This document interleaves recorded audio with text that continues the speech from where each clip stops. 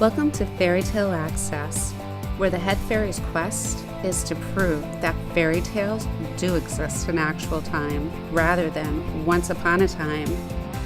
Together, we will unravel the heroes, young and old, who turn dreams into reality.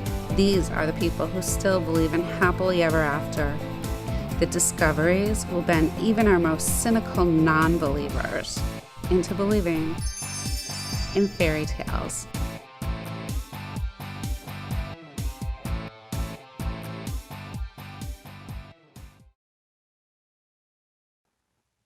Hi, welcome to Fairy Tale Access. Today, I'm excited to introduce you to our author, ℋead ℱairy, who wrote the book called Polished, Filing Away at Life's Truth. It's such a great twist. Thank you so much for joining us, Tina. My pleasure, Denise. I'm so excited. I'm so happy to meet you, and I feel like I know you forever. Oh, thank you. Your book is really good, and everybody who reads it will feel like they've known you forever. So tell us first, let's start at the beginning. What was it like growing up in New York? Well, living in Lower Manhattan, I didn't know anything else. So it was nice. I lived 2 or 3 blocks away from the East River. Mm-hmm. And it was basically Jewish and Italian. And I lived a couple of blocks from Chinatown and Little Italy, so it was nice. And I would walk to school, which was a couple of blocks away. And I used to belong to the Educational Alliance, and I used to learn to sew and dance. So it was nice for the time I was there, only till I was 11. Wow. And at the beginning of the book, you talk about how you walked home from school and got on the train by yourself at age 11. Yes, when I moved to Brooklyn, my school, because it wasn't in the right zoning area, Mm-hmm. so the school was like, I'd say a half a mile or maybe more. I don't even know. I only knew that I had to walk through the projects, get on the train, take it about 4 or 5 blocks, get off the train, and then walk another 4 or 5 blocks to get to school. Wow.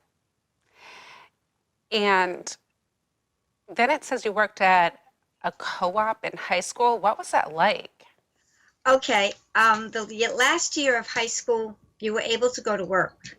So I was 16 in my senior year. I was like a year ahead of everybody else. And I wanted my own money. Mm-hmm. So I found out they have what's called a cooperative course, that you work 1 week and you go to school 1 week. And at the time, at 16, you don't know what to do or how to dress. So we were taught to get dressed. You wore gloves, you wore a hat, and that's how you went for your job. That's how you went to your interview. And I went to the telephone company, the New York Telephone Company. And here I am with this big hat on. I had a hat on that had a veil and my gloves. And I'm sitting there, a nervous wreck. And they said, okay, you start. I guess I started within a week. So I went to school 1 week and I went to work 1 week. I made money, and that was put towards my credit. So I had experience of working at 16 years old, which I loved. That is great. How did you get into nail artistry? Because you're a world champion nail artist. How does that happen? And it's really exciting following your book about filing away at life's truth. And it really just fits with your job and the amazing work that you do. It looks like paintings. I don't understand how anybody would want to take it off. That must be the hardest part. People must come in and just cry. They don't want to take it off, but each week they'll do, or every 2 weeks, depending when they come, they leave it on. I could leave mine on for a month. Wow. It stays on, yeah. My artwork stays on. That as it grows, your nail grows, the artwork stays there unless you want to take it off yourself, but it stays there. It was freaky how this started, Denise. I wasn't doing nails. I had no desire for nails, but I had nails, so I would polish them. And I would just do a polished design, 2 different colors, And the mothers at my son's school would say to me, "Do you do nails?" I go, "No." "You should." I said, "Why?" "We like what you have on your nails, the nice design." I said, "I don't know. I don't know if I want to do it." But I had a jewelry business at the time. So what happened was I would go have breakfast or lunch or dinner at a diner, Hmm. and I would put out the jewelry. You know how they put jewelry on the black boards, velvet boards, Oh, I remember that. Yes. right? I would put it on the table before they served us our meal, Hmm. and the waitress would come over, and I would say to her, "Do you like the jewelry?" And she'd say yes. "Okay, would you like to give me a party?" And she goes, "Oh, I don't think so." So I would take my hand, just like I'm doing to you right now, and I would go, "See, do you like these?" And she would go, "Yes, I do." I said, "Well, what if I gave you this design as a gift for giving me a party?" And she said, "I'd like that." I said, "And plus you get jewelry. I'd like that too." She goes, "Okay, I think I can get a couple of girls. We'll do a party." And that's how it started. Wow. And how did you fit that in with your, I think it was in the second chapter of your book, you talk about acting and singing jobs. How did you Um, make the switch from acting and singing to doing nails and being so creative at it? Did you have a background in art in school too? no, I took art, but no, I didn't I didn't no, it wasn't major. But what I did do, Denise, I wanted to be a surgeon. So I would paint, you're gonna laugh, Hmm. the inside of the human body, like your heart, your lungs, and you know how thin everything is? The veins are very thin, and your heart has valves, so I drew the valves. Hmm. So that's what I used to do, and I loved it. So I said, okay, maybe I could become an illustrator, a medical illustrator. Well, that didn't work. So I guess that's where I get my talent into painting so small. Hmm. And right after I got married, I auditioned for college, but the college was the American Academy of Dramatic Arts. So I graduated with a degree, an associate's degree. I owned a theater group. And then as things started to progress, I always did my nails. And when I started the jewelry business after acting, okay, I met a girl in Jersey and she used to do nails. Hmm. So she said to me, "Your nails are beautiful. You know what? I'm thinking of moving to Brooklyn. Why don't we work together?" And I said, "Okay, we'll try it." Well, it didn't work out too well, Denise. So I packed up and I left. And I took two customers with me. And that's how it started. Two customers, word of mouth. And I started a business for 2 years before I opened my salon. And that's exactly how it happened. Wow, that's such a good story. And the way that you write it and describe it, it really encourages young people to follow the different things that come up in life, and obstacles are going to happen, and just the different ways that you can get around so many different things.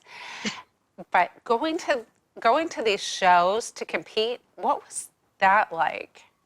It must have been an incredible experience, number one, but it seems like a very competitive field. Exceptionally. When I went to a show in Manhattan first. It's called the International Beauty Show. Hmm. And I only went as a guest the first time. And I saw they had competition. So I said, okay, I'm going to try it. So you paint your nails before you go. I Hmm. wasn't doing the artwork I do now. It was artwork, but not the same. So I went and I didn't win.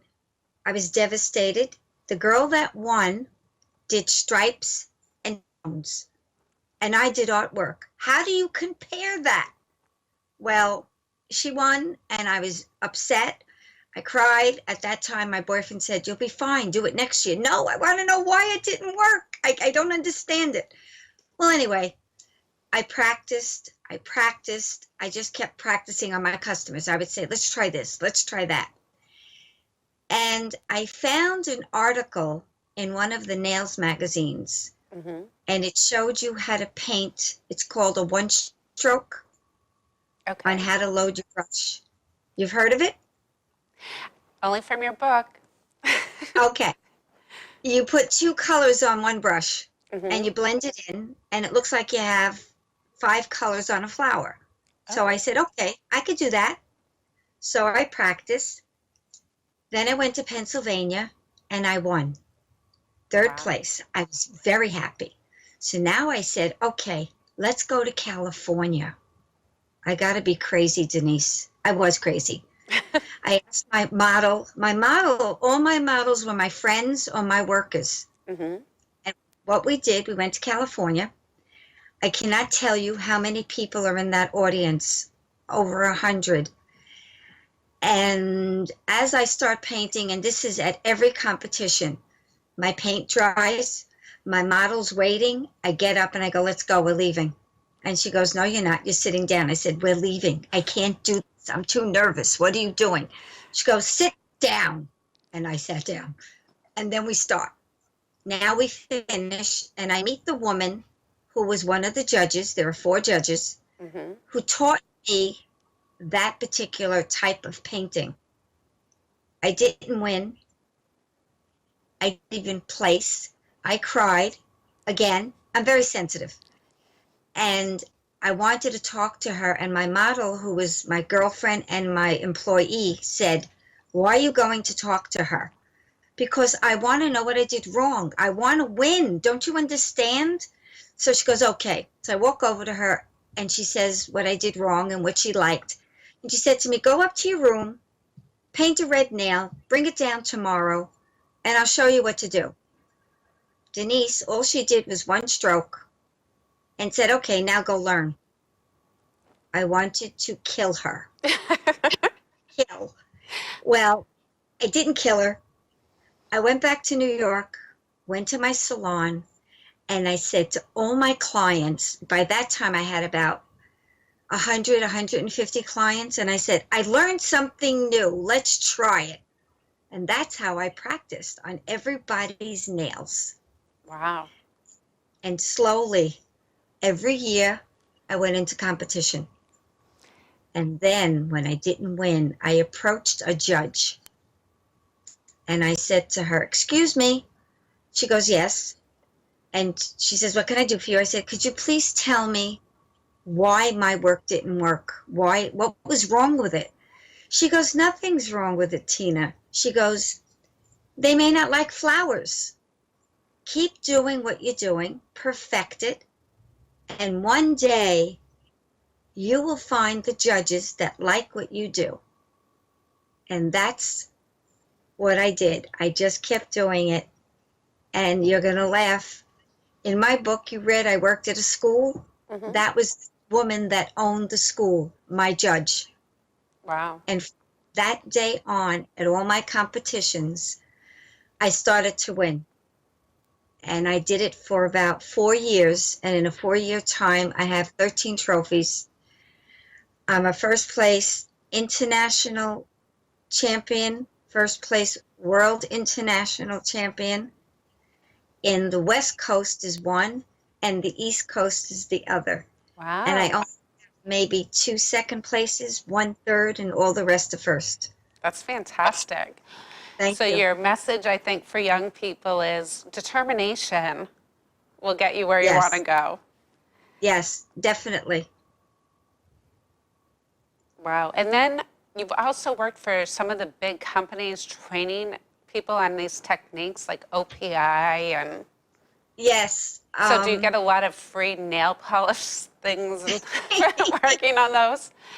I used to. I don't work with them anymore. I worked with them for 3 years, and they sent me a whole kit. And if I tell you, I can't tell you how many bottles of polish I got. I got polish, I got files, I got buffers, I got nippers, everything pertaining to the company Wow, that because must they have want. been fun. It was big. It stood about 3 feet off the ground. I had to wheel it around everywhere I went So it was really nice. And at that time, I had to use polish. So that's how I learned, from polish. So I Wow. taught my nail art for OPI using their nail lacquer. That's what they called it, nail lacquer. They didn't call it polish. I had to learn the word. That's great. How are the way that nails are painted and manicured changed over the years since you've been in this industry? A lot of the shapes have changed. Now they're doing stilettos, a form of a stiletto, a very pointy nail. Mm-hmm. They're doing not as pointy, a little rounded. Some of them are called a coffin shape, which means the tip of the nail goes in a little bit to the side and then a straight front. They're still doing round. They're doing square. My clients don't like stilettos, so we don't do them. Mm-hmm. And the polishes, they're basically the same, but now they have a gel polish. Oh, Some you cure, some you don't cure. It all depends on what you want to do in your salon. wow. So And can that's you how, still do designs with all of those gels? yes, it dries and then you paint on it. Oh, that's great. And so it must really seal it in well with the top gel on top of it. Is that how it goes? Well, I use a gel nail polish. I don't use gels. I don't use any curing, anything curing. I won't do it. I don't use curing. I don't use an acrylic. I don't use files. I do everything more natural, wraps, acrylic wraps, Oh, okay. uh, a fiberglass wrap, a silk wrap, and then I use a gel polish. And I don't cure it, but it's a gel type polish. Oh, And then top coat. Yeah, it's great. It's they're great. beautiful. Thank you. What's your favorite design to do? Do you have one? Oh gosh. I love learning new flowers. See, I love the country. If you notice behind me, I have a lot of plants and everything. Mm-hmm. Um, I love nature. So I love to paint flowers, trees, outdoor scenes, animals. That's what I did for competition. I painted a unicorn sitting in a bed of flowers Mm-hmm. and a cockatoo on a branch. And the judges said they thought the bird was going to fly off the nail. Oh, yeah, I remember So, that. That seemed exciting. What a yes, great compliment. yes. And he was from Japan. The Wow, judge was from Japan. I loved it. I loved it. that's amazing. What advice would you give to aspiring nail artists? Because it is a competitive field now. More so than when I was in, much more so. But today they don't do as much painting as they do fantasy. When I say fantasy, they're adding a lot of things onto the nails, like they're making flowers out of acrylic, or they're extending flowers and they're pasting it to the nail, or balloons or something. That's called a fantasy art. There's Okay. not much painting, but yet they're still doing it. What I would tell everybody, if you really want something, whether it be in my industry or any other industry, you have to really want it. You have to desire it. You have to feel it. You have to taste it. You have to dream about it. You have to feel like you're already doing it. Like I'm sure you feel that way in what you do. You love what you do. I love doing what I do. I love teaching it. I love talking about it. I don't stop learning. I keep learning new things. I keep reaching out to new people. That's what I would tell. When I go into high schools, I tell them the same thing. When I go into colleges, I look at them and I say, "Do you think that you're going to get somewhere if you don't really want it?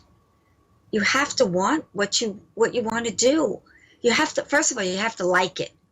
Hmm. If you don't like it, how are you going to go into that field?" And then that's So, exactly how you got published because this was done by Tate Publishing, yes, it was. and it was just done because of a telephone call that you made with them. Yes, that's exactly how it was done. And you were just so excited about your field that they couldn't resist. That's amazing because there's so many authors that are going towards self-publishing and other means now because it's so hard with the Amazon industry. publishing has changed a lot in the last few years. Yes, So it that's has. another amazing feat on your record. Yes, it is. You know what? I wanted to write an art book, Denise. They didn't want me to write an art book. They said, we want your life. I said, well, okay. What? So they said, send me your manuscript. I didn't have one. Oh, I had no manuscript. how long did it take you to type it up? Um, I wrote it first. I was going to Wyoming, so I was writing it in a book. Wherever I was writing. And then I didn't know how to use a computer at the time. So have you ever heard of the Dragon? You plug it Oh, in your yes. computer and you talk into it like you're talking into a microphone now. Hmm. Well, that's what I did. And I watched my computer type. I loved it. I loved it. So I would come So home you could paint while you were doing it. if I wanted to, yes, but I had to read what I wrote. And I didn't know they wanted everything. I thought they wanted just my artwork, how I did my business. I Hmm. send it to them. They write back and go, well, what about your life? Did you ever get married? Do you have children? Do you have a boyfriend? Did you ever have problems? I said, well, you didn't tell me you wanted that. So they gave me 2 weeks to do that, Wow. which wasn't enough time. There's a lot that's missing from that book because I couldn't remember everything. 2 weeks. I mean, that's not enough time. No, but you did a great job. And I think that anybody who reads it will understand that life has highs and lows, that you can have children and you can balance a career and Yes. have a good relationship with your children at the same time. And I think you did a Yes. really good job with explaining how you met your child's needs during that difficult period of transition into the workforce. So I think that would help a lot of people. Well, what I did was my salon was only 7 blocks away from my house, Hmm. and it was only 5 blocks away from the school. So I would have my son Wayne meet me in my salon. And in the back, I had a kitchen and a table. I designed my own salon all by myself. My friends just built it. I didn't do that. I designed it. And he would go in the back and do his homework, and I would be able to check it. And then after that, I would close the salon, and we either go for dinner, or I'd go home and cook, or I would take him to the gym with me. And he would work out at the gym, would do homework. I would do my workout, and then we would go out to dinner. And then I would go back to work, and he would go home, and I'd had a sitter at the time who he loved. He loved his sitter. Oh, So that that's was great. better. That makes life Yes, easier. it does. It does. And now you have one grandchild or two? I have 2 young boys. One is 7, and no, one is 8. His name is Marco, and the little one is 6.5, and it's Mateo, and he will be 7 in February. And they're Uh, so lovable and cuddly, and oh God, they're just, I that's want to eat. great. So Thank you. it sounds like you filed away at life's truth and met all of the challenges that were thrown at you. I did. I did. They were good and they were bad, but I went through them. I did. I had a life like anybody else. Everybody thought it was all good. I had no ups or downs, but I did. Um, I lost my parents during my business. I lost my father, and I almost lost my business at the same time. I was very close with my dad, and I just couldn't pull myself together to get back to work. I lost money. Someone took money from me at the salon, and I didn't know it, and I fired her. And it took 6 months to come back, but I did, and I got stronger. And when I lost my mom, I swore I wasn't going to get the way I did with my father. And I didn't. I was stronger. I got stronger. The hurt was there, but I still had to go on. And then I lost my brother, and the same thing. So actually, there's only me left in my immediate family. Wow. But you do show in the book how you overcome all of those challenges in such an eloquent and nice way that it gives people encouragement. So I really enjoyed your book, and I really appreciate the time that you took to talk with me today. If you have Thank you very one much. last message for our audience, what would it be?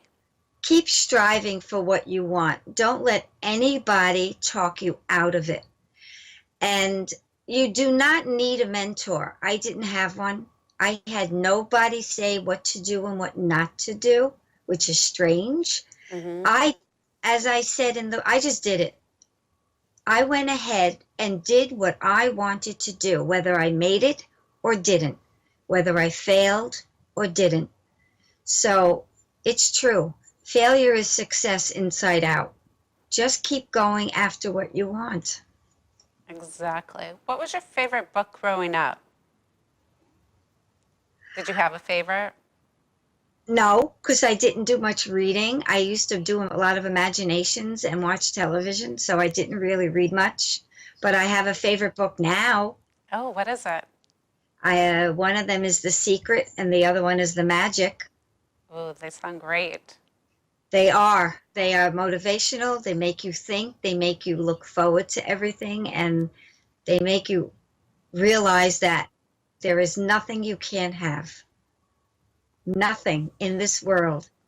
I have you, don't I? You're my friend. We are now together. I know. It's so nice to meet you, and I'm so excited about getting to know you better. But thank you so much for this book It and was for my your time today. I really appreciate it. Thank you so very much. And everyone could get a copy if they want. May I say it? Yes, where can they get a copy? They can get a copy at Amazon.com. Mm-hmm. They can go on to Barnes and Nobles if they'd like, and if they have it, they will. If they don't have it, they will get it. Or they can go directly to Tate Publishing, or if they want an autographed copy, they can get it through me and send me a message through my email at fancynail44@gmail.com. And it also comes in an ebook, Oh, so they great. can download it. Yeah. That's So fantastic. And we're going to post all the information so they have it. And thank you so much. thank you again. And until next time, keep asking questions. You just might want to check out this book, Polish, Filing Away at Life's Truth, if you need a little motivation. We'll see you soon.